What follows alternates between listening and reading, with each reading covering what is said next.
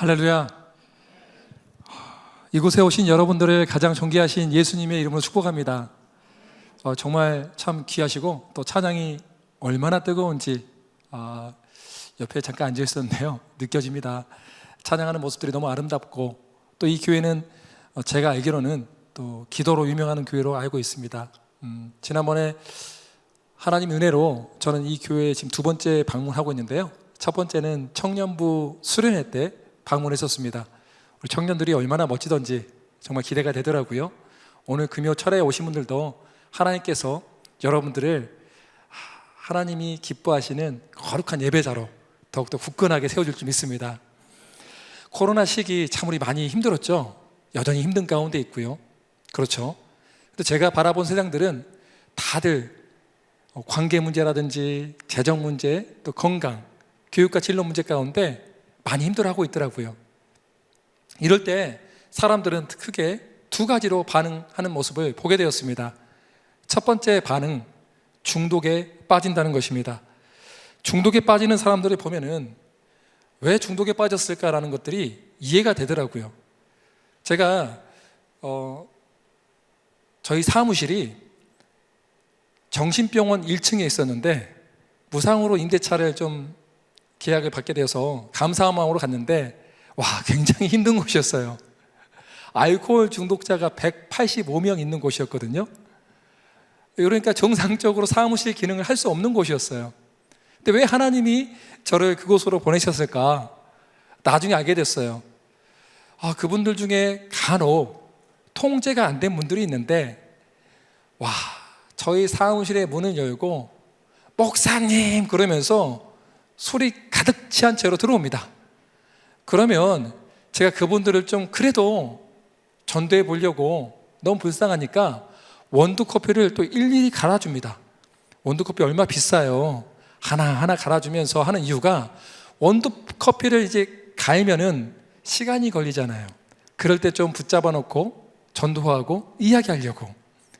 그래서 이제 원두커피를 갈아주고 이야기를 들었는데 말을 안 들어요. 나중에는 제가 이제 뭐라고 했냐면은 술을 안 마시고 오면 제가 커피를 드리겠습니다. 그랬더니 커피를 마시기 위해서, 그 고급 커피를 마시기 위해서 술을 안 마시고 찾아옵니다.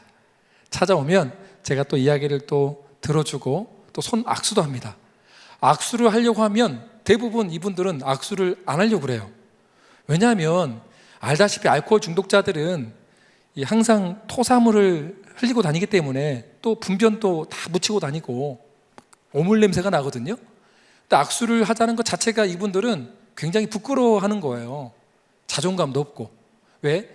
국가에서도 버림받고 사회에서도 버림받고 심지어 가정에서도 버림받았다는 사실 때문에 악수할 그런 자존감도 없는 거예요.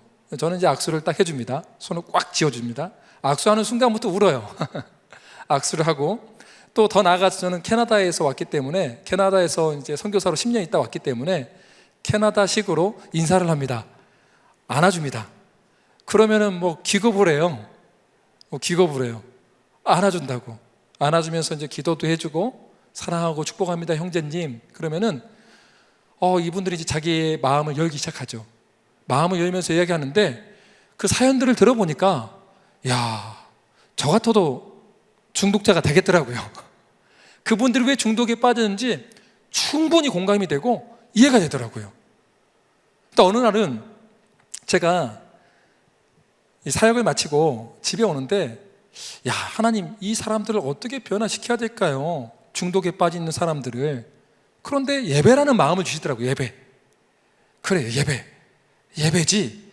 그래서 제가 먼저 예배를 드리기 위해서 병원 원장님을 설득했습니다. 저랑 같이 1:1 양육을 하시죠? 성경 공부하시죠? 했더니 이분이 시간이 없습니다, 선교사님. 그래요? 그러면 아침 6시는 어때요? 말을 못 하더라고요. 네, 나오겠습니다. 그래서 아침 6시에 불러서 1:1 양육을 하는데 제가 아침밥을 항상 준비해 갔습니다. 아침밥을 준비하고 커피도 또 일일이 또 갈아서 내려서 드렸죠. 왜냐하면 이와 같이 당신도 섬기라고, 스승이 먼저 가르쳐야 되니까 그렇게 가르쳤습니다. 1:1 양육을 8개월 했습니다. 8개월. 세상에서 가장 불쌍한 사람 중에 한 명이 정신과 의사라는 것은 저는 그때 알았습니다. 정신과 의사분들도 힐링이 필요하구나. 정말 불쌍하더라고요. 그런데 1:1 양육을 8개월 했더니 이분이 그 아내인 병원 이사장님한테 이런 말씀 하셨대요. 참 그 원장님은 겸손한 분이셨고 환우분들을 정말 사랑한 분이었는데 자기의 힘과 능력으로는 환우분들이 안 바뀌니까 늘 괴로워하셨거든요. 그런데 이런 분이 아내한테 그랬던 거예요. 선교사님하고 1:1 성경 공부하는 시간이 너무 힐링이 된다고, 고맙다고. 그리고 나서 이제 직원 예배를 드리기 시작합니다. 직원 예배를 드리는데 일주일에 한 번. 그리고 이제는 직원 예배를 넘어서서 환우 예배를 드려야 됩니다. 또 토요일 날. 엉망입니다. 담배 냄새도 나고 가끔씩 꼭 말 안 듣는 한두 명이 술도 마시고 오고. 8개월 예배 드렸더니 어떤 일들이 있는지 아십니까? 제가 딱 올라가면 방석이 딱 깔아져 있습니다. 하나님 예배한다고. 거기에 또 장로님이 계세요. 장로님 중에도 알코올 중독자가 되어서 거기 들어오신 분도 있어요. 장로님이든 목사님이든 직분이 중요치 않아요. 우리는 누구나 언제나 다 고난이 왔을 때 중독에 빠질 위험성은 다 있는 거예요. 그 착각해서 나는 뭐 장로님이니까, 나는 목사니까 절대 안 빠지겠지? 이거는 아직 세상을 잘 몰라서 그런 거예요. 우리는 모두 다 중독에 빠질 수가 있어요. 어떻게 빠진가? 너무나 큰 압박과 스트레스 가운데서 견디지 못하니까 술을 입에 대는 거죠. 아니면 우리 청소년들은 게임에 빠지는 거죠. 그 순간만큼은 고통을 잊어버릴 수가 있잖아요. 게임도 뭐 한두 시간 합니까? 10시간 하다가 나중에 12시간 하고 잠도 안 자고. 그러면 어떻게 됩니까? 아이들이 전두엽이 파괴돼서 창의력은 다 없어져 가고, 점점점 중독이란 게 무서운 게 하고 나면 더 공허함이 더 크게 오거든요. 그러니까 또 자극적인 걸 찾아야 되거든요. 더 센 거. 그러다 보니까 내 몸에 있는 감각들이 다 어떻게 됩니까? 마비가 되는 거예요. 마비가 돼. 그래서 고통은 제일 무서운 게, 고통의 감각을 느끼지 못하는 사람들이 가장 무서운 거예요. 이미 중독에 빠진 거죠. 그런 분들과 함께 지내다가 어느 날 이제 사역을 마치고 소파에 가만히 앉아 있는데, 이 오물 냄새가 다 올라오는 거, 오물 냄새가, 썩은 냄새가. 샤워를 했는데도. 그래서 제가 그때 이 소파에서 참 많이 울었습니다. 왜 울었냐면 그 오물 냄새가 20년 전에 제 냄새였거든요. 저는 얼굴이 보기에 좀 환하지 않습니까? 억지로 대답하신 것 같은데 아직도 무섭습니까? 20년 전에는 이 살기가 가득한 사람이었어요. 왜냐하면 어릴 때 제가 아버지를 뇌종양 수술 후에 2년 동안 반신불수의 삶을 살다가 돌아가신 것을 목도했기 때문에 상처가 많았고, 또 제가 청소년기에는 저희 어머니가 복음을 전하기 위해서 큰애 삼촌에게 신장 이식 수술을 하는 바람에 2년 동안 장애인으로 지냈던 모습을 보면서 또 상처를 받았거든요. 그것도 힘들었는데 하나밖에 없는 동생이 대학교 입학식 날 음주운전 운전자의 사고로 말도 안 되는 곳에서 허무하게 죽었거든요. 세상을 저주하며 사람을 다 죽이겠다고. 그리고 또 가난하지는 않지만 과부의 자식은 힘이 없더라고요. 저희 동생이 싸움하다가 대학로 길거리에서 넘어졌고, 넘어진 순간 음주운전 차량이 머리를 치고 갔는데 결론은 어떻게 됐냐? 동생이 자살로 판명이 된 거예요. 왜냐? 가짜 증인들을 경찰이 세워놓고 지역 유지들과 함께 입을 맞춰서 한 집안을 망가뜨려 버린 거죠. 그러니까 그 당시에 저는 어땠을까요? 미쳐버리는 거예요. 나중에 동생을 죽인 사람들을 죽이고 나도 극단적인 선택을 해야겠다 생각을 했는데, 동생을 이제 화장대에서 화장한 다음에 어릴 때 고향인 곳에서 강에서 강물에다 뿌리면서 너 죽인 놈들 내가 다 죽여버리고 나도 너 따라할 거야 라고 이렇게 고백을 했는데, 제 동생이 죽기 전에 항상 했던 말이 있어요. 형, 엄마한테 못하면 내가 너 가만 안 둘 거야. 죽여버릴 거야. 아들이었지만 딸같이 엄마를 너무 사랑하는 그런 둘째 아들이었거든요. 저는 좀 무덤덤했고요. 그런데 그런 동생이 죽기 전에 그 말, 형, 엄마한테 못하면 너 죽일 거야 라는 말이 계속 생각나니까 이거 사고도 못 치겠고, 또 어머니는 항상 누워서 울고만 있고, 문제를 풀 수 없으니까 제가 입에 댔던 게 뭐냐? 술이었어요. 하루에 소주 7병, 8병 마셔도 안 취한 거예요. 눈은 돌아가 있고 분노는 풀 데가 없고, 그래서 중독에 빠진 겁니다. 중독에 빠진 게 무서운 게 뭐냐면은 감각도 못 느끼는 거예요. 그래서 제가 토해놓은 토사물 위에 떼굴떼굴 구르면서 세상을 저주하고 하나님을 원망했던 사람이 저였습니다. 항상 몸에 오물 냄새가 났었죠. 그런데 20년이 지난 뒤에 어떻게 됩니까? 그런 오물 냄새 난 사람들을 끌어안아주게 되고 공감해주게 되고 예배자로 세워가는 하나님의 사명자로 변화시켜줬다는 거예요. 하나님이 하셨습니다. 우리 모두는 다 중독에 빠질 위험성이 있지만 그렇게 빠져서 죽는 인생이 아니라는 것을 여러분들에게 말하고 싶어서 서두에 이런 이야기를 했어요. 고통은 여러분 이렇게 해석해야 됩니다. 여러분 다 어려움이 있으니까, 아니면 또 예배자의 신앙이 있어서 이 자리에 온 사람도 있겠지만, 대부분은 금요 철학까지 온 사람들은 뭔가 좀 어려움이 있어서 저는 왔을 거라고 생각이 듭니다. 왜냐하면 여러분의 얼굴과 눈빛을 보니까 굉장히 무거운 짐들이 막 보여요. 왜 이렇게 예수님이 다 짊어져야 할 점들을 여러분들이 다 짊어지고 있지? 이런 느낌이 좀 들어요. 예수 생명 큰 잔치를 하기 전에 여러분 먼저 큰 잔치를 해야 될 것 같아요. 생명이 충만함이 있어야 할 것 같아. 아니, 누가 누구를 전도하겠어요? 그런 얼굴로 좀 빛이 나야지. 이런 무례한 말을 해서 죄송합니다. 제 느낌인데 느낌이 잘못되기를 바랍니다. 여러분, C.S. 루이스는 이렇게 말했습니다. 고통은 하나님의 메가폰이다. 그러니까 고통이 있는 것은 죄 많은 땅 가운데 당연한 것인데 반응이 중요하다. 오늘 여호수아 24장 15절의 말씀처럼 다시 세상의 신을 섬길 것인가? 돈이면 다다. 술이면 돼. 좋은 직장이면 돼. 거짓말하면 좀 어때? 그런 세상의 신을 섬길 것인가?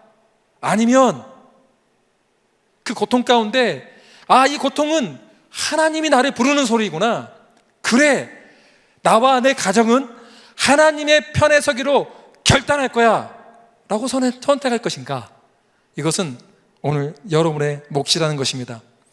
고통의 감각을 느끼기 때문에 이 자리에 온 거예요. 여러분들은 고통의 감각을 느끼지 못하면 한센병 환자처럼 돼버립니다. 한센병 환자들, 예전엔 나병이라 불렸죠. 한센병과 나병 환자들의 특징들이 감각을 못 느낀다는 거예요.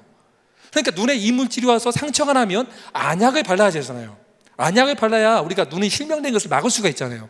그러나 나병 환자들, 한센병 환자들은 감각을 못 느끼기 때문에 눈이 오염되고 썩어서 결국 맹인이 돼버린 거예요.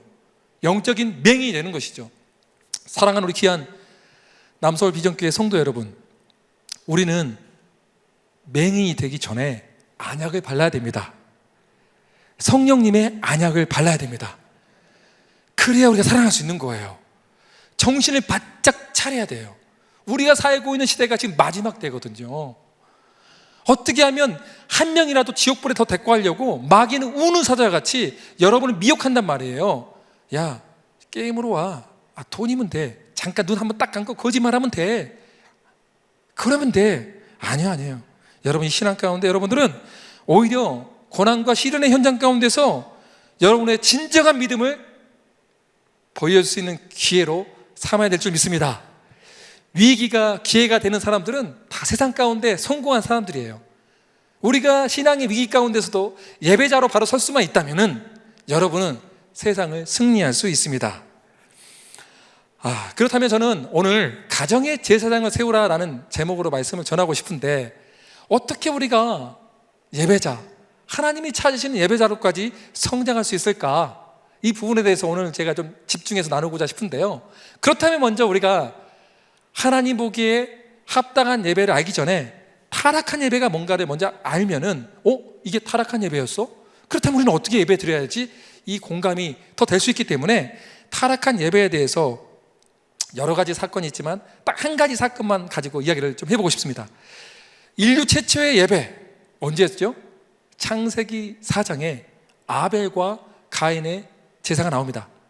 하나님은 아벨이 드렸던 양의 제사는 받아주셨지만 가인이 드렸던 그 예배는 받아주지 않으셨습니다. 왜 아벨의 제사는 받았는데 가인의 제사는 받지 않았을까요? 왜 그랬을까요? 어떤 혹자는 이렇게 말합니다. 아벨은 피의 제사를 드렸기 때문에 피 흘림이 없이는 죄사함이 없어. 그렇기 때문에 아벨의 제사는 피의 제사였기 때문에 받아주셨어. 가인의 제사는 땅의 수산물, 즉 곡식의 제사였기 때문에 받지 않아 주셨어 라고 해석을 합니다. 그래서 에덴 동산에서 아담과 하와가 죄를 졌을 때 그 부끄러움과 수치를 가리기 위해서 하나님이 가죽 옷을 입혀주셨잖아요. 가죽 옷을 입혀야 수치와 부끄러움이 없어졌던 것은 피 흘림의 제사를 이미 계시해주고 있었던 것이다 라고 대부분의 학자들은 해석을 합니다. 그런데 저는 그렇게 생각하지 않아요. 성경을 쭉 읽어보니까 성경에 5대 제사가 있는데 5대 제사가 혹시 뭔지 아십니까? 번제, 소제, 화목제, 속제제, 속건제. 여러분들 굉장히 입이 무거우신 분들이네요. 마스크를 써서 그러신가? 입도 무겁고 마스크도 무겁고 눈도 무겁고. 제가 여러분들 오늘 좀 굉장히 좀 살짝 좀 힘들게 좀 해줘야 할 것 같아요. 여러분, 거기에 소제라는 게는 곡식의 제사예요. 곡식의 제사. 곡식의 제사인데 소제라는 의미는 히브리어로 민하라는 단어를 쓰는데 종의 나라가, 신하의 나라가 왕의 나라에게 저공을 바칠 때 쓰는 단어가 바로 민하라는 단어입니다. 즉 충성을 의미하는 것이죠. 충성의 제사. 그렇다면 가인은 어떻게 보면 충성의 제사를 드렸는데 하나님이 받아주지 않았어요. 왜 그랬을까요? 그것은 가인의 예배자의 태도와 중심이 잘못됐기 때문이에요. 우리 하나님은 마음의 중심을 보시는 분이십니다. 너희의 마음과 뜻과 정성과 온 힘을 다하여 주 너의 하나님을 사랑하라. 이렇게 할 수 있는 사람은 은혜를 아는 사람만이 이렇게 반응할 수가 있거든요. 자격 없는 자에게 자격을 주는 것을 은혜라고 하는데 내가 얼마나 큰 은혜를 받았는지 아는 사람만이 내가 하나님께 합당한 예배를 드릴 수 있는 거예요. 오늘 여기 보니까 헌금이 굉장히 많아요. 여러 가지로 감사부터 해서 이런 헌금이 있는데 이 헌금을 드린 분들 중에서도 아벨의 제물을 드린 사람이 있고 가인의 제물을 드린 사람이 분명히 있을 거예요. 가인의 제물은 뭐냐면은 내가 열심히 일을 해서 벌었으니까 하나님 이거 받으시고 내게 복을 주십시오 라고 이 예물을 드렸다면 가인의 태도와 별반 차이가 없습니다. 그러나 반면에 하나님 나를 구원하여 주신 것도 감사한데 내게 또한 이렇게 일할 수 있는 힘, 또 이렇게 재물을 주셔서 내가 먹고 입고 맛있게 해준 그 은혜 주셔서 감사합니다. 하나님 이 예물을 받아주시고 이 예물뿐만 아니라 내 삶도 당신의 것임을 고백합니다 라고 고백한다면 그 마음의 중심이 바로 아벨의 제사라고 할 수 있을 것입니다. 여러분, 우리가 일을 할 수 있는 거 있잖아요. 아무나 할 수 없습니다. 일할 수 있는 것도 힘이 있어야 돼요. 제가 한 횟집 사장님을 만난 적이 있는데요. 진짜 30대 젊은 분이었는데 횟집을 해서 크게 대박난 사람이 찾아왔어요. 횟집이 잘 됐는데 왜 나를 찾아왔지, 선교사를? 그것도 큰 교회 앞에서 우연찮게 만났어요. 근데 딱 보자마자 뭔가 이상한 느낌이 있었어요. 눈이 저를 마주치지를 못해요. 이분은 정신적으로 뭔가 문제가 있구나. 그래서 한번 여쭤봤습니다. 혹시 왜 찾아왔어요? 했더니 사실은 제가 일을 너무 좋아하는 사람입니다. 주 7일 하루도 쉬지 않고 일을 열심히 했는데 횟집이 너무 잘 됐습니다. 그런데 이렇게 일을 하다가 3년 만에 그때부터 내 몸도 이상해지고 마음도 이상해졌더니 칼을 못 잡습니다. 칼을. 일을 하고 싶은데 일이 안 돼요. 너무 무서워요. 일상이 안 됩니다. 제가 망한 것도 아니고 돈도 많습니다. 그럼 결국 어떻게 했습니까? 여쭤봤더니 그 횟집 사장님이 결국은 자기는 손해는 안 보고 돈은 많은데 그냥 팔 수밖에 없었대요. 일이 안 되니까. 그래서 불교도 가보고 천주교도 가봤는데 다 교리 공부만 하나 하고 108배를 하나 했는데 안 고쳐진다는 거예요. 제가 이분을 데리고 와서 커피숍에 데리고 와서 제가 좋아하는 치즈케이크 하나 사주면서 이야기를 했어요. 선생님, 선생님이 일할 수 있는 힘도 저기 위에 계신 분이 주셔야만 가능한 겁니다. 농부들이 농사를 지을 때도 하늘의 도움이 없이는 농사의 열매를 맺을 수가 없습니다. 예수님을 믿는 사람이든 믿지 않는 사람이든 모든 사람들은 하나님의 은혜를 받고 있습니다. 그걸 지금까지 몰랐던 거예요. 이제 그 은혜 가운데 반응하셔야죠. 어떻게 해요? 이제는 먼저 쉼과 안식을 먼저 누리셔야 됩니다. 와서 하나님 앞에 예배자로 서야 됩니다. 예배자로 서기 위해서는 어떻게 해야 되죠? 예수님을 믿으셔야 됩니다. 회개하고 예수님 믿는 사람만이 진정한 예배를 드릴 수 있거든요. 설명해 줬어요. 또 한 번은 제가 암 환자 치유센터에 3박 4일 입원한 적이 있었는데, 거기 아침에 기상송이 뭐냐면은 이거예요. 살아있어 행복해, 네가 있어 행복해, 숨 쉴 수가 있어서 정말 행복해요. 굉장히 슬프더라고요. 아침에 그 노래는 굉장히 밝게 나와요. 막 밝게 나오는데 마음은 굉장히 울적해서 창문을 열고 밖에 보니 20대 후반의 한 청년이 말기 암에 걸려서 살기 위해서 저벅저벅 걸어가더라고요. 나무 젓가락같이 매우 삐쩍 마른 그 젊은이가, 하나님 왜 말기 암에 걸렸습니까? 아버지는 수입차를 타고 굉장히 큰 부자라고 하는데, 하나님 왜 저 청년은 왜 암에 걸려서 먹을 것도 못 먹고 저렇게 살아야 됩니까? 저보다 더 불쌍한 형제입니다. 살려주십시오. 여러분, 이와 같이 먹고 입고 마시고 배설할 수 있는 것도 있잖아요. 은혜인 거예요. 이걸 모르니까 항상 사람들 입에서는 더 달라는 거예요. 제가 한국 사회에 10년 동안 있으면서 느낀 것은, 한국 사회에서는 더 달라면 안 되겠더라고요. 와, 바벨탑을 쌓아가고 있는 탐심의 끝판왕들이 한국에 이렇게 많이 있구나라는 것을 보게 되었어요. 더는 아니다. 이미 가지고 있는 것을 만족하지 못하는 사람들. 북한 선교사님이 저한테 와서 이런 말 하더라고요. 같이 시내 멋진 곳에서 밥을 사줬는데 여기는 완전히 소돔과 고모랍니다, 이렇게 표현을 하더라고요. 감사가 없다라는 거예요. 그거 아세요? 라면도 어떤 사람은 못 먹어요. 아토피 때문에. 그리고 소화가 안 돼서. 라면 먹은 거에 대해서 감사할 수 있는 사람도 있어야 된다는 거예요. 저는 왜 이렇게 말을 하냐면은, 타락한 예배자는 그 중심에 자기가 주인이고 자기가 왕이기 때문에 그런 거예요. 감사가 없는 거죠. 여러분 마음 가운데 감사가 없다는 것은 심각하게 무엇인가가 타락했다는 증거 중에 하나입니다. 그렇다면 하나님 보시기에 우리는 어떤 예배자가 되어야 되는가? 로마서 12장 1절로 2절에 보면 1절 하반부에 너희가 드릴 영적 예배니라. 영적 예배를 드려야 되는데, 영적 예배라고 해석한 이 단어를 살펴보니, 해석해 보면 합당한 예배. 원어의 의미를 해석하면 합당한 예배. 하나님 보기에 합당한 예배가 뭘까? 로마서 12장 1절은 거룩한 산 제물이 되라고 말합니다. 그리고 두 번째로는 2절에 하나님이 요청하시고 기뻐하시는 예배, 즉 세상을 따라가지 말고 하나님의 뜻대로 순종하는 예배자로 살아라 라고 말을 하고 있습니다. 이 두 가지가 합당한 예배의 정신이라는 거예요. 그렇다면 거룩한 산 제물은 뭐냐? 예수 그리스도의 피로 씻음받아 그가 주신 흠이 없고 순전한 새 생명으로 그를 위해 매일의 삶을 헌신하는 것을 의미합니다. 이렇게 살아라는 거예요. 하나님의 기준에 맞게 살아라는 거예요. 그래야 살 수 있다는 거예요. 저는 가정예배를 세우는 사람 중에 한 명입니다. 청년 사역도 많이 해보고 청소년 사역도 해보니까 결국은 결혼 전 예비 커플이 가장 중요하다는 것을 발견한 사람입니다. 미국의 크리스찬의 85%가 언제 예수님을 믿었냐면 4살부터 14살 사이에 85%가 예수님을 믿었습니다. 효과적인 선교를 하기 위해서는 그 그룹이 가장 중요합니다. 그렇죠? 복음을 전해야 돼요. 그런데 그 그룹에게 복음을 전하려고 하다 보니 그들의 부모가 문제라는 것은 알게 됐어요. 야, 부모님이 문제니까 아이들을 전도하기 쉽지 않구나. 그래서 제가 타켓을 바꿨습니다. 결혼 전 예비 커플만 보면 눈이 뒤집어집니다. 그래서 제가 지금 1대1 한 커플 양육을 50커플 이상을 개별적으로 결혼학교를 진행해 왔었습니다. 그래서 전부 다 가정의 제사장으로 세워가고 있죠. 가정의 제사장 중에서 가장 중요한 그룹이 있다면 엄마입니다. 어머니.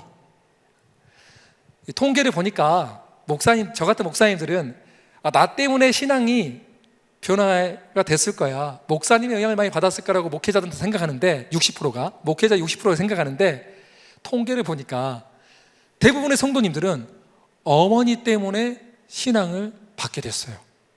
왜 어머니일까요? 우리 어머니는 집에서 어떻게 사는지 애들이 다 보거든요. 삶의 예배자가 뭔지를 봤거든요. 저도 20년이 훨씬 지난 전에는 술 주정뱅이라고 했잖아요. 어떻게 제가 이렇게 하나님을 예배하는 예배자로 변화됐는지 저희 어머니와 저희 가정의 삶의 얘기들을 여러분들과 좀 나눠보고 싶어요. 저희 어머니 회각 기념일 때 저는 이렇게 9가지 감사 편지를 쓰게 됩니다. 술 주정뱅이였던 제가 예배자로 성공했던 어머니께 결국 이렇게 편지를 쓰게 됐죠. 어머니 회각 기념일 때 하나님께 올려드렸던 9가지 감사기도 제목. 내 부모를 공경하라. 그리하면 내 하나님 여호와가 내게 준 땅에서 내 생명이 길리라. 첫째, 훌륭한 크리스천인 주연순 선교사님의 태에서 제가 태어날 수 있도록 인도하신 하나님께 감사드립니다.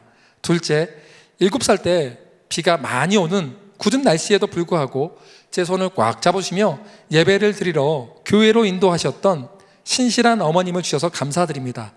그날 저는 제 기도를 들으시고 비를 그치게 하신 저의 하나님을 만날 수 있었습니다. 셋째, 아버지가 뇌종양 수술 후 2년 동안이나 말할 수 없는 벙어리와 반신불수의 장애인이 되셨음에도 불구하고 6개월 동안 병원에서 아버지와 함께 지내시며 사랑과 헌신으로 아버지를 섬기시고 나머지 1년 6개월 동안은 70kg 이상 나가시는 아버지를 매일 기쁨으로 집에서 목욕시키시며 운동시키셨던 어머님을 통해 크리스찬의 섬김과 사랑을 제 눈으로 목도하게 하시고 어머님의 삶을 통하여 부부의 사랑과 의무를 가르쳐 주신 하나님께 감사를 드립니다. 넷째, 아버지가 병으로 쓰러지고 어린 아들 2명을 돌봐야 하는 극심한 절망과 고통의 순간에서도 예배자의 삶이 얼마나 소중한 것인지를 삶으로 보여주시며 날마다 하루 2번씩 아침 저녁으로 가정예배를 드림으로 실제하는 천국의 삶이 어떤 것인지를 제가 깨달으며 체험할 수 있도록 인도하신 그런 신실한 어머님을 주셔서 감사합니다. 저는 지금도 그 천국의 예배를 사모합니다.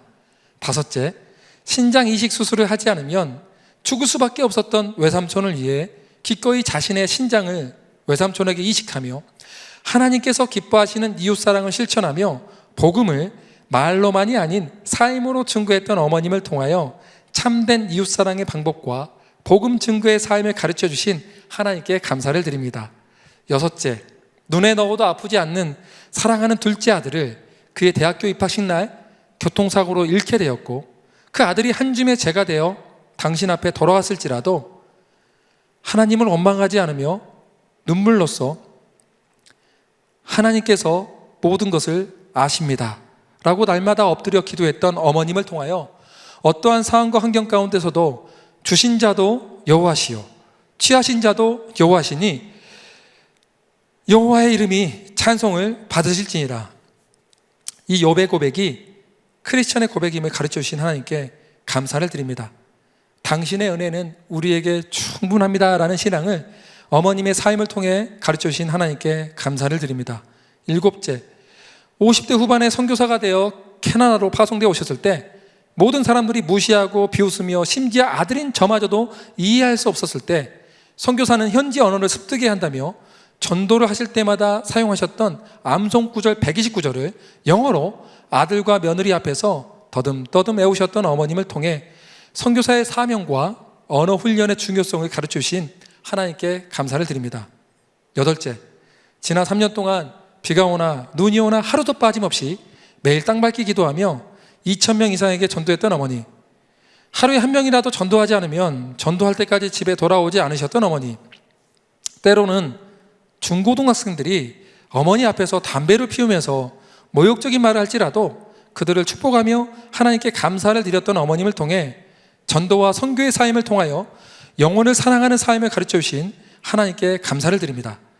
2,000명 이상에게 전도했을지라도 열매가 없는 상황 가운데서 하나님께서 모든 것을 아신다며 포기하지 않으신 어머님에게 아들이 어머님의 열매라고 말씀해 주시고 이 아들을 통하여 수많은 영혼들을 주님께로 인도하게 하시니 그 크신 하나님의 은혜에 감사를 드립니다.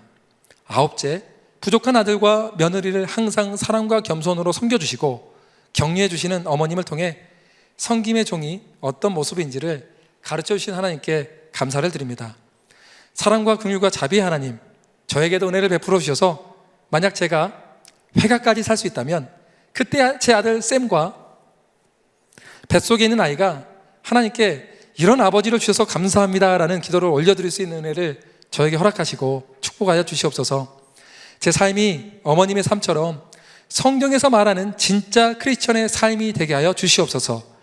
우리 가정을 날마다 기억하시고 언제나 함께하여 주시옵소서. 우리 가정의 주인 되신 주님께서 우리를 언제나 사랑하여 주시고 함께해 주심에 감사를 드리며 세상에서 가장 존귀하신 예수님의 이름으로 기도 올려 드리옵나이다. 아멘. 저희 어머니에게 있어서 가장 끔찍한 해는 1997년도였습니다. 일찍 과부가 되셨고 한 아들은 허무하게 죽었습니다. 또 남은 마지막 한 명의 자식인 이 아들은 술 주정뱅이가 되었습니다. 교회 가고 싶을까요? 많은 사람들이 너는 예수를 믿었는데 나보다 예수를 어떻게 믿으라고 할 수 있니? 네 남편 먼저 갔고 너희 아들은, 또 한 아들은 얼마나 창피했을까요? 얼마나 부끄러웠을까요? 그러나 신앙은 뭐죠? 가장 비천한 상황 가운데서도 우리의 주인이 있다는 거예요. 가장 절박하고 힘든 상황 가운데서도 우리의 예배를 받기 합당하신 분이 계시다는 거예요. 모든 상황 가운데서도 우리의 슬픔과 고통마저도, 탄식마저도 받으실 분이 계시다는 거예요. 그게 예배의 정신인 것입니다. 저희 어머니 눈물 흘렸습니다. 교회는 어떤 것이 교회일까요? 영적인 가족이에요. 교회는 한 번 와서 좋은 말씀 한번 듣고 내 마음대로 사는 것이 교회가 아니에요. 교회는 예수님 안에서 서로 영적인 가족인 거예요. 가족인 거예요. 없으면 안 될 가족인 거예요. 저희 어머님은 그 당시에 소년부 교사셨어요.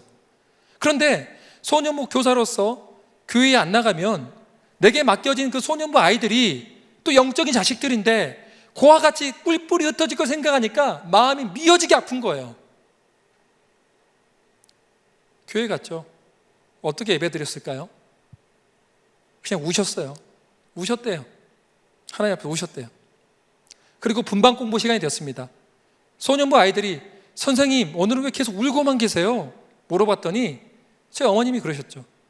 사실은 며칠 전에 너희 형이 죽었어.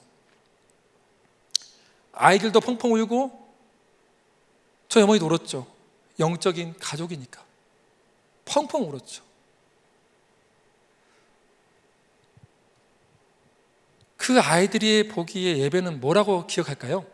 아, 자식을 잃었어도 우리는 예배자로 서 있어야 되는 거구나. 저는요, 아, 인생의 가장 비참한 일이 올지라도 하나님께 예배를 드리는 것이 우리의 본분이구나. 삶으로 배웠어요. 그런데 하나님은 그 예배를 가장 기쁘게 받아주셨어요.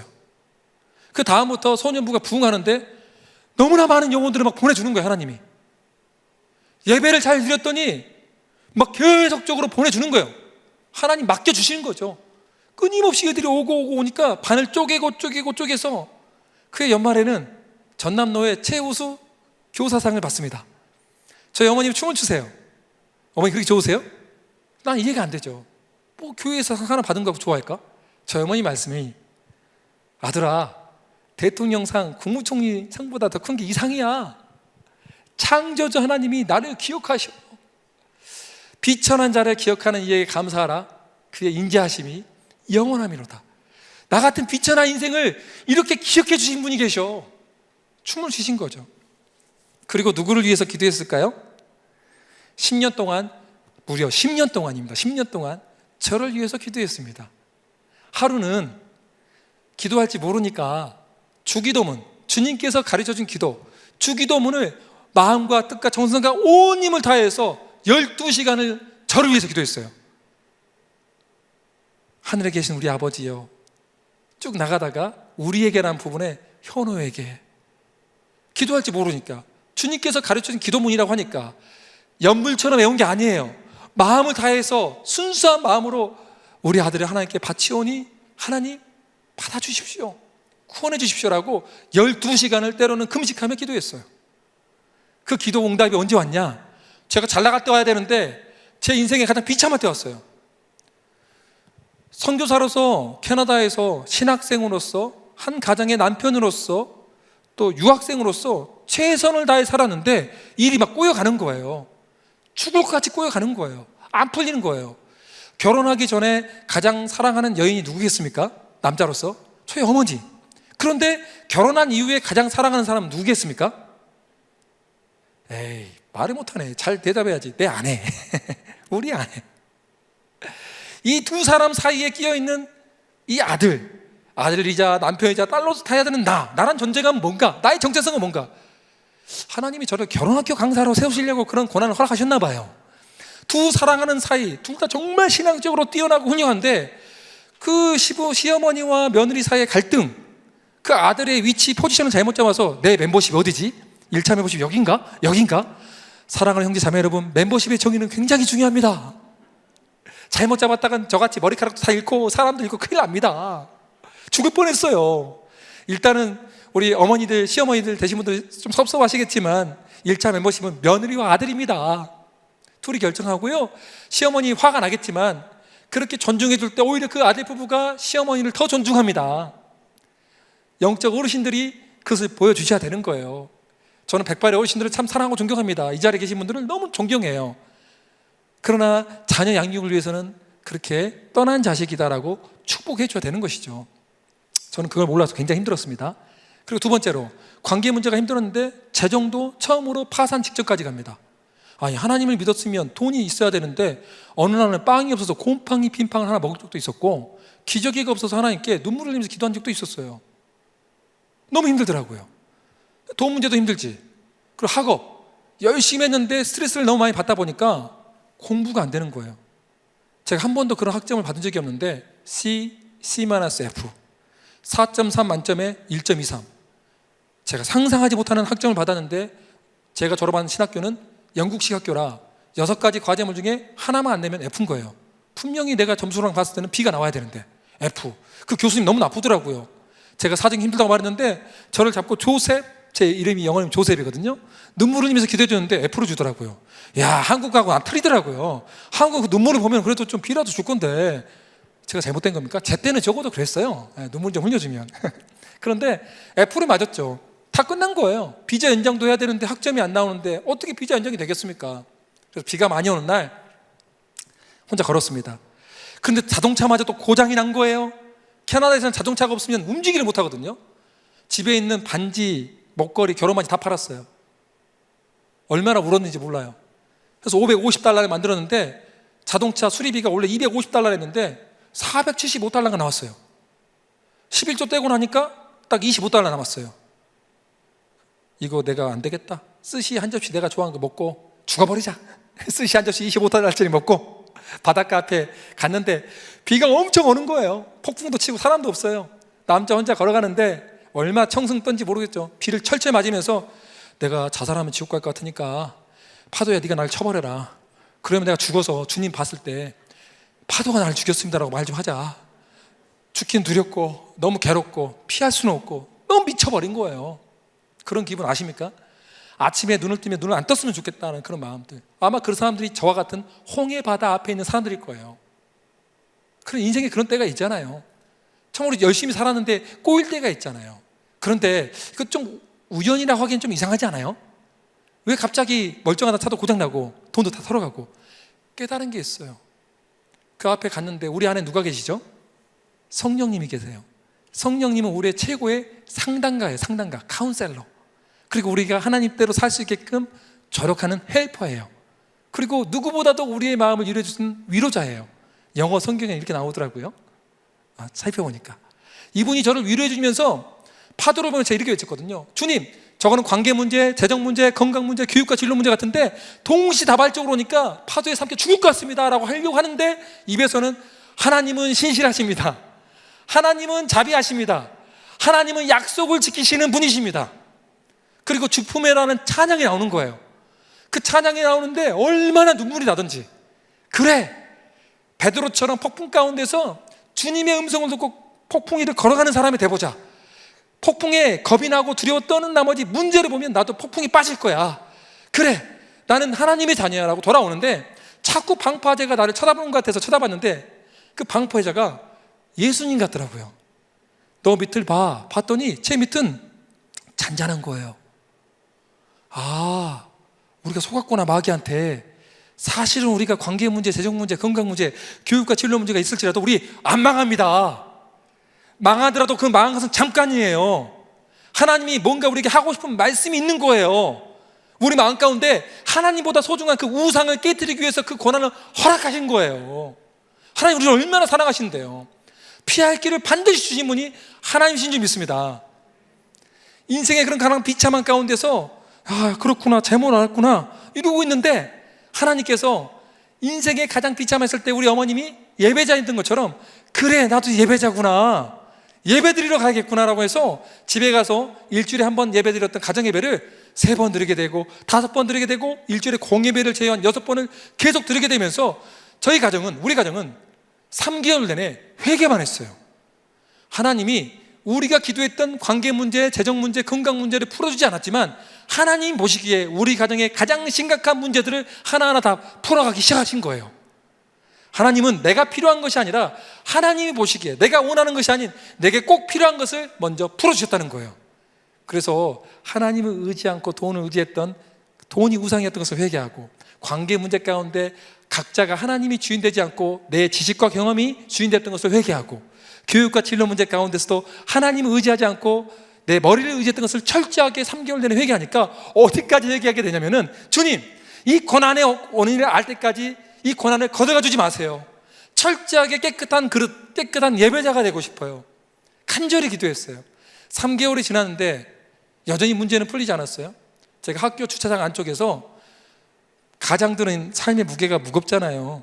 가족들한테 힘든다는 말 못 하잖아요. 내가 힘든다 말하면 우리 가족들 다 무너지잖아요. 아마 여기 계신 우리 아버지들은 알 거예요.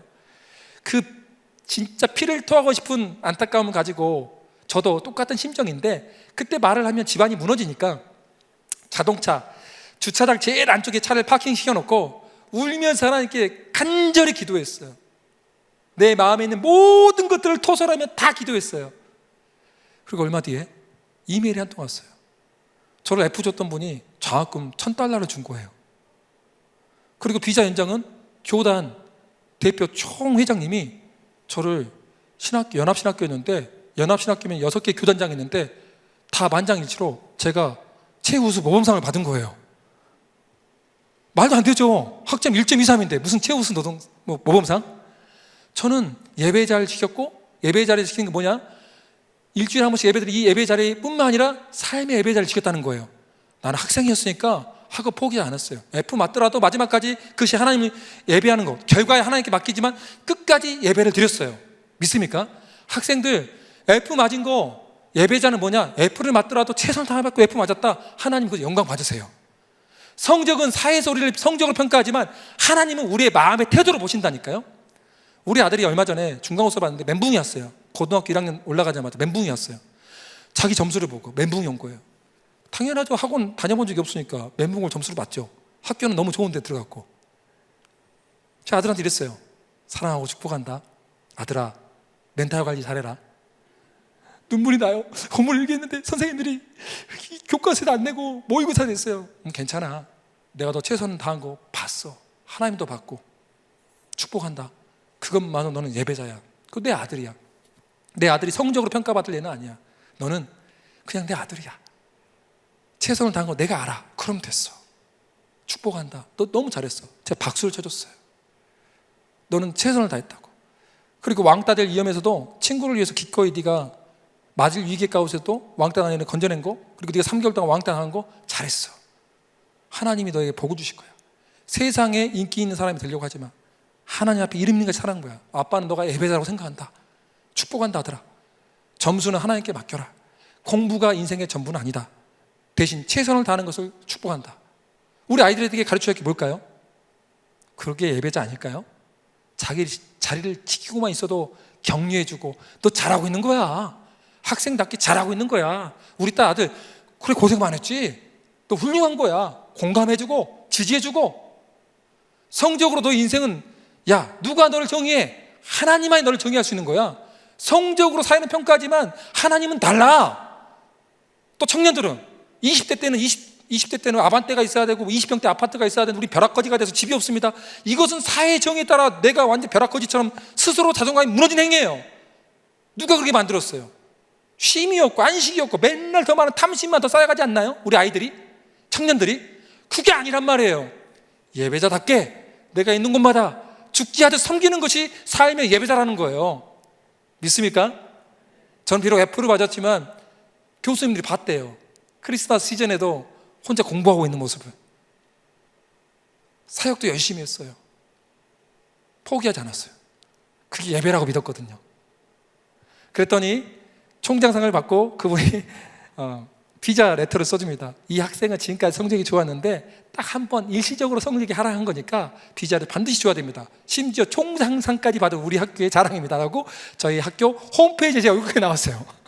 하나님이 그렇게 세워줄 줄 어떻게 알았겠습니까? 이거 우리 주님이 하신 거예요. 우리 아이들, 그러니까 부모님이 먼저 가정예배자가 되어야 되는 거예요. 부모가 사실 자녀를 망친 거예요. 성적 100점 나오면 막 용돈 많이 주고 20점 나오면 또 누구 새끼냐?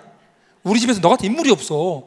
이딴 말로 애들 막 반 또 죽이고, 그렇지 않아도 자존감 무너졌는데 얼마 전에도 안타깝게 극단적인 선택을 했던 아이의 소식을 들었어요. 부모가 잘못 키운단 말이에요. 부모가 먼저 하나님을 섬기는 것이 뭔지를 경외하고 우리 아이들을 하나님 안에서 바라본다면 우리 아이들이 얼마나 행복할까요? 10년이 지났습니다. 이 사건이 있는데 10년 뒤에 저는 이제 한국에 와서 사역하게 됩니다. 토요일마다 3대가 드리는 예배가 있었는데 제가 이렇게 부흥회나 강의를 많이 다니고 있으니까 집에 제가 없는 거예요. 근데 저희 아들이 성경책을 가슴에 품고 쫑쫑쫑 왔다 갔다 하더래요. 방에서. 저희 어머님 선교사님이 손자야 지금 뭐하니? 할머니 왜 손자야? 아빠가 그랬습니다. 아버지가 없을 때는 내가 우리 집의 영적 가장이 됐습니다. 할머니가 그랬던 것처럼 내가 아버지가 그랬던 것처럼 지금 하나님 말씀을 받고 있습니다. 얼마나 할머니가 웃겼을까요? 그래 우리 손주 하나님 말씀 받아 하면서 딱 문 닫아주고 나왔대요. 그리고 났더니 제 아들이 딱 나오더니 어우 뭐 빛이 임한 얼굴로 다 모이십시오. 손자야 말씀 받았니? 네. 그러면서 모이자마자 사도신경 고백하고 찬송가 2곡 부르고 그리고 사도행전 27장 보호하신 하나님에 대해서 선포하는 거예요. 우리 가정에 꼭 필요한 말씀이었어요. 저희 어머님 선교사님이 너무나 큰 은혜를 받고 많이 울었어요. 여러분 요에서 22장 28절에는 성령이 임하면 하나님의 영이 임하면 자녀들은 애원을 하게 됩니다. 그게 장래일이라고 번역한 데도 있지만 장래일이 아니라 하나님 나라를 애원하게 되는 거예요. 하나님의 말씀을 선포하게 되는 거예요. 믿습니까? 우리 애들 7살 때 8살 때 시키면 안 시켜서 그런지 여러분보다 영이 더 맑습니다. 5살짜리 애들이 환상을 보고요 다 말해줍니다. 영적 전쟁에서 보여줍니다. 영이 알려주는 이유는 뭐냐? 여러분들이 꼬맹이라고 무시하기 때문이에요. 예배 순서 하나 맡아보십시오. 애들이 더 잘해요. 더 순수해요. 하나님 얼마나 기뻐하신대요. 저희 예배는 그래서 다 순서마다 맡은 게 따로 있어요. 순서가. 그리고 나서 제 아들이 이제는 하나님 음성을 듣는 시간입니다. 그래서 막 또 적어요. 손자야 왜 적니? 아버지가 그랬습니다. 모든 건 다 잊어버려도 하나님 말씀은 기록하여 기억하라고 했습니다. 왜요?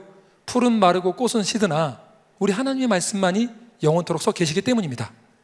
오늘도 여러분들은 제 간증은 다 잊어버려도 돼요. 또 잊어버려야 돼요. 인간의 간증이 얼마나 중요하겠습니까? 제 간증은 하나님의 말씀을 이해하기 위한 하나의 도구밖에 안 돼. 도구. 여러분들은 뭘 기억해야 하냐 오늘? 여호수아 24장 15절의 말씀과 로마서 12장 1절로 2절의 말씀은 반드시 기억해야 되는 거예요. 그리고 나서 아빠를 위해서 막 중보기도 하는 거예요. 우리 아버지 부흥에 성령의 불이 임하게 해주세요. 오늘도 이제 다 우리 가족들이 또 기도했죠.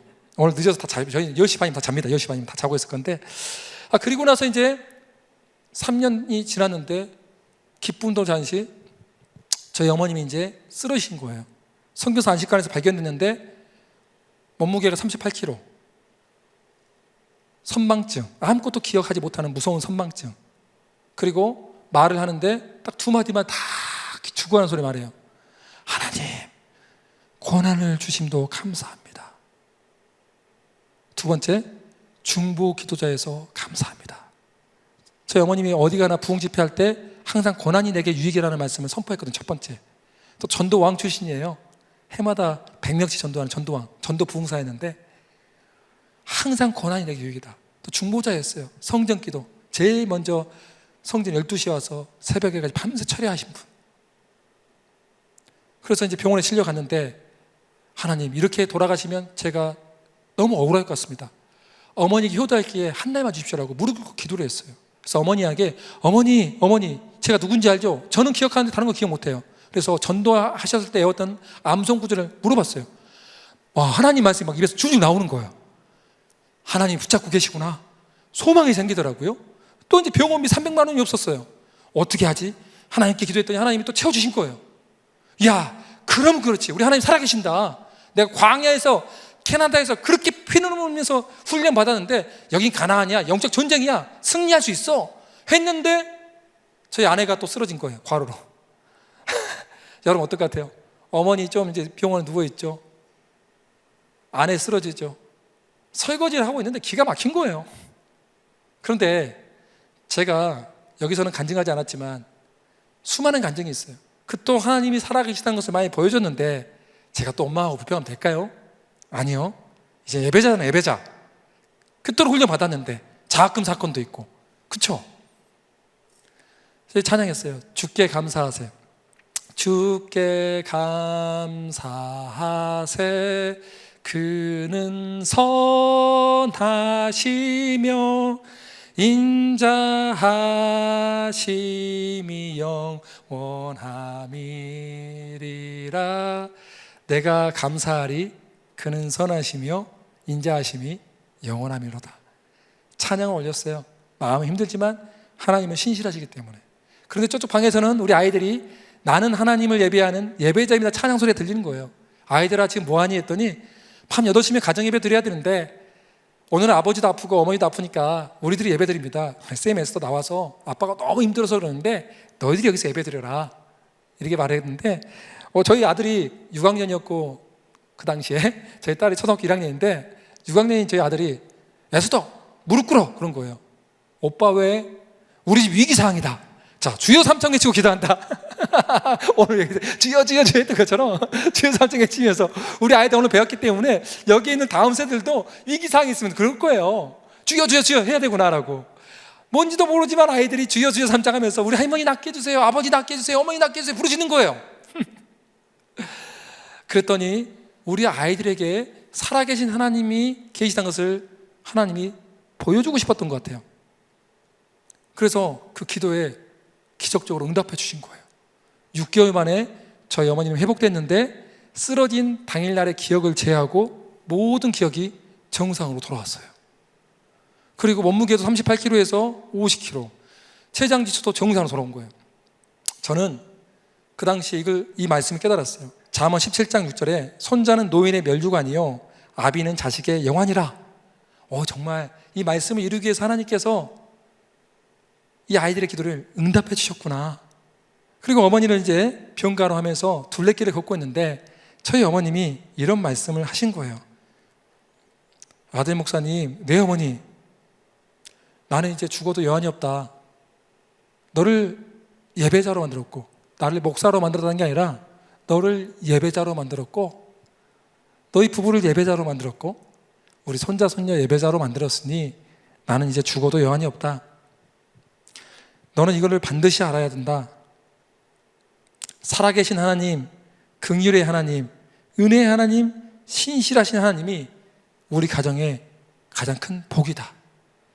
그분만이 우리에게 유일한 예배를 받기에 합당하신 분이시다. 그분이 우리 가족의 가장 큰 기업이다. 우리 가족의 자랑이다. 너는 이걸 명심하고 너도 이것을 가는 곳마다 전해라. 하나님이 우리에게 가장 큰 선물임을 말씀해 주셨어요. 그래서 저는 이제 우리 아이들을 양육해야 되잖아요. 마지막으로 이제 우리 아이들 양육하는 이야기. 그래도 오늘 가정의 중심이고 5월달이니까 이 이야기를 하고 좀 마치고자 합니다. 저도 저희 아이들 잘 키우고 싶죠. 목사인데다가 홈스쿨 했던 우리 선배님들을 보았기 때문에 홈스쿨링을 하고 싶었어요. 근데 하나님은 저희 생각과 달리 저를 가장 낮은 곳에 보내셨어요. 시골로 보내서 1년 동안 아무것도 못하는 몸이 망가진 상태로 이 땅 가운데 오게 됐어요. 저희 아이들 교육 어떻게 합니까? 아무것도 못하죠. 그런데 그 시골 땅 그 교회에서 제 아들이 방언을 받습니다. 그리고 매일 기도의 훈련을 받습니다. 때가 되어 대구에 왔더니 또 홈스쿨을 저희가 3년간 했는데 아이를 망칠 뻔했습니다. 정신적으로 약간 감정이 흔들리면서 친구가 안 오면 막 눈물 뚝뚝 흘리고 뭔가 이상한 감정을 눈치챘는데 방언 기도를 하는 하는 찰나에 저희 선교사님, 동료 선교사님 오셔서 통변해 주는데, 야, 잘 들어라, 지선교사. 너희 아들이 이렇게 기도한다. 베드로같이 3,000명, 5,000명 회개하는 하나님의 사도가 되게 해주십시오. 나를 학교로 보내주셔서 전도하게 해주십시오라고 기도한다. 학교 보내야 된다. 그래서 학교에 갔는데 어떻게 6살짜리가 1학년부터 다닐 수가 있습니까? 하나님, 이건 아닌 것 같은데요. 학교에 갔는데 제도가 바뀐 거예요. 4학년 시험 봐서 편입해서 들어갔어요. 굉장히 힘든 여정을 거치고 갔죠. 제가 만약 저희가 홈스쿨을 강조했다면 저희 아들 마음 무너져서 마음의 병을 얻었을 것입니다. 그렇죠? 그리고 고등학교도 대안학교를 보내려고 했습니다. 대안학교를 갔는데 기도했는데 하나님이 아니라 하고, 타는 곳에 또 가려고 했는데 아니라 하고, 저희 아들도 이제 기도했는데 아니라 해서 어떻게 보면 저희 아들에게 가장 부담스러운 학교를 아들도 갔어요. 제 아들이 정직하게 이렇게 고백하더라고요. 부모로서 푸시한 게 아니잖아요. 기도했잖아요. 우리는 다 각자가 다 기도했다면 하나님 앞에 하나님 기도해보자. 왜? 이 우리 아들의 딸의 주인은 누구냐면 하나님이에요. 하나님. 내 소유라고 알면 큰일 나는 거예요. 망가뜨리는 거예요. 하나님의 선물이고 하나님의 기업이고 하나님의 것이란 말이에요. 근데 어찌 부모의 그 얕은 지식과 경험으로 아이들에게 최선의 것을 섬긴다고 그 마음대로 섬길 수가 있겠습니까? 망치는 거예요. 내가 서울대 출신이다 해서 서울대 방식으로 공부 가르치면 애들 망쳐요. 그렇게 하면 안 돼요. 공부는 성공할 수 있는 인성 망치고 신앙 망칠 수가 있어요. 어떻게 해야 되냐? 하나님을 경외하는 예배자. 그 정신에 바로 쓴 사람만이 자식을 그렇게 훈련시킬 수 있는 거예요. 자식이 뭐랍니까? 저희가 강요하지 않았어요. 아빠 힘들지만 하나님이 여기 원하시네. 가겠습니다. 그래서 이렇게 기도하더라고요. 하나님, 이 학교가 사실은 제가 너무 힘들고 제 수준에는 어렵습니다. 그러나 이 학교를 사랑할 수 있는 마음을 내게 허락해 주십시오라고 기도를 하더라고요. 각자의 주인이 하나님이 돼야 돼요. 우리 아이들도. 믿습니까? 또 어느 날 한번 또 사임으로 또 보여줘야 하잖아요. 제가 이 태블릿 PC가 있는 게 한 번은 너무너무 갖고 싶었어요. 나도 저거 하나 있으면 좋겠다. 목사님들 저렇게 폼나게 다 하고 있는데 나는 맨날 종이 복사도 없는데 맨날 교회 가서 엎드려서 복사 한번 해도 될까요? 협력 선교사라서 뭐 이렇게 얻어와서 선풍이라도 불면 다 날아가고, 이거 폼나게 있으면 좋겠네. 열심히 협력교회에서 막 강의하고 있는데 와, 하나님 응답을 주신 거예요. 한 청년이 저한테 태블릿 하나 준 거예요. 너무 좋아서 아싸 하고 있는데 며칠 안 지나서 저희 선교회가 선교사님의 신과 회복을 위한 사역을 하고 있거든요. 선교사님의 힘과 회복, 중보자를 세우는 사역, 가정의 제사를 세우는 사역을 하고 있는데 선교사님 너무 무조건 다 털어야 돼. 우리는 먹을 것도 사주고 밥도 대접해주고 쉬어야 되는데 고기는 한 20만 원짜리 다 사줄 수 있어요. 강사비 털어서라도. 그런데 이제 태블릿은 안 되잖아요. 근데 그 선교사님 따님이 이것을 유심히 보는 거예요. 갖고 싶은 눈치예요. 좋겠다. 근데 속으로 했어요. 딸아, 그거를 보면 안 된다. 근데 다른 건 다 줄 수 있어도 그것만큼은 안 돼. 제 마음과 귀를 딱 닫아버렸어요. 요나처럼. 하나님 분명히 주라는 감동도 있는데 눈과 귀는 하나님 무슨 아닐까 계속. 하나님 분명히 많은데 아니야 요나 잡아야지 이러고 있는데 주님이 너 안 줘? 빨리 줘. 그래, 내 것도 아니고 거저 받았는데 주자. 차 안에서 선교사님 따님한테 하나님이 너를 주라고 한단다. 너를 축복한다. 너는 참 존귀한 자다. 하나님이 너를 너무 사랑하셨더니 너무 좋았는데 생각지도 못한 일이 발생한 거예요. 그게 엄마가 자기 거라고 딱 갖고 간 거예요. 선교사님이. 어머니 선교사님이. 왜냐하면 어머니 선교사님도 태블릿이 필요했던 거예요. 중앙아시아에서 교육 선교를 하는데 여기 있어야 가르칠 때 편한데 엄마 거야. 딸은 아니야, 선교사님 나한테 줬어. 이거 가정에 분란이 일으면 안 되는데. 이거는 선교사님 거고 우리 딸이 한 번씩 갖고 게임하면 되겠다. 그치? 그랬더니 너무 고마운 거예요. 근데 저희 아들과 딸은 어땠을까요? 나는 몰랐는데 태블릿 안에 이미 게임이 있더라고요. 안 돼! 둘이 외쳤어요. 안 돼! 안 돼! 아빠 왜 줬어요? 하나님이 주란다. 그런데 며칠 뒤에 부흥회를 갔는데 선풍기 바람에 제 온 거 다 나가버렸어요. 막 죽고 있는데 어디를 한지 몰랐어요. 어버버하고 있다가 그 모습을 유심히 봤던 한 집사님이 조용히 저를 불러요. 예배 끝나고 봉투를 주는데 이거 살 돈 100만 원을 주는 거예요. 그러면서 뭐라 하냐면 누구한테 줘서도 안 되고 새 것이 생기기 전까지는 이거 쓰세요. 6년째 쓰고 있습니다. 이걸 딱 보여주는 순간 애들이 야 아빠 봐라, 새 것이 들어왔다. 더 비싼 거 했더니 애들이 우와 이게 무슨 일입니까 아빠. 하나님은 이런 분이셔. 거저 받은 거 거저 주면 더 주신다. 그러면 저희 아이들은 버는 대로 이제는 씨앗 헌금을 합니다. 11조 내는 것은 당연한 거지만 다른 또 11조를 북한 결식 아동을 위해서 헌금을 합니다. 어떤 북한 선교사님 모시고 우리가 선교사님들 자주 오니까 예배도 특수 공동체거든요. 선교사님들끼리만 예배를 드리니까 그 선교사님이 방송에 낼 수 없는 것도 이야기한 거예요. 그 이야기 듣고 아이들이 큰 감동을 받았어요. 저희 에스더가 1년 모은 용돈이 5만 원 있었는데 5만 원을 자기 이름을 헌금한 거예요. 아빠 5만 원 내면 50명이 먹습니다. 50명이 옥수수 국수를 먹습니다. 그래서 너무 기특해서 매칭 펀드라는 게 있단다 따라 너의 5만 원 내가 아빠 5만 원 더해서 10만 원을 너의 이름으로 헌금할게. 아이들 헌금도 기쁘게 하는 법을 가르쳐 주는 것입니다. 그런데 놀라지 마세요. 그 뒤에도 용돈이 두세 번 더 들어왔습니다. 생각지도 못한 데서. 아이들도 그 원리를 이제 알기 시작한 거죠. 이와 같이 우리가 삶에서 가장 중요한 게 뭐냐? 예배자의 정신을 가지고 모든 영역에서 보여주신 것입니다. 리고레 목사님이 이렇게 말을 합니다. 저는 이것이 바로 오늘의 결론이라고 생각합니다. 가장 깊은 경지 예배, 가장 깊은 경지 예배는 고통 속에서도 하나님께 예배하고 시련 속에서도 하나님께 감사하며 시험을 당할 때에도 하나님께 신뢰하고 어려움 속에서도 하나님께 삶을 내어드리며 그분이 멀게 느껴질 때에도 하나님을 사랑하는 것입니다. 아멘. 여러분, 저는 좀 여러분과 함께 세 가지 기도 제목을 가지고 좀 기도하기 원합니다.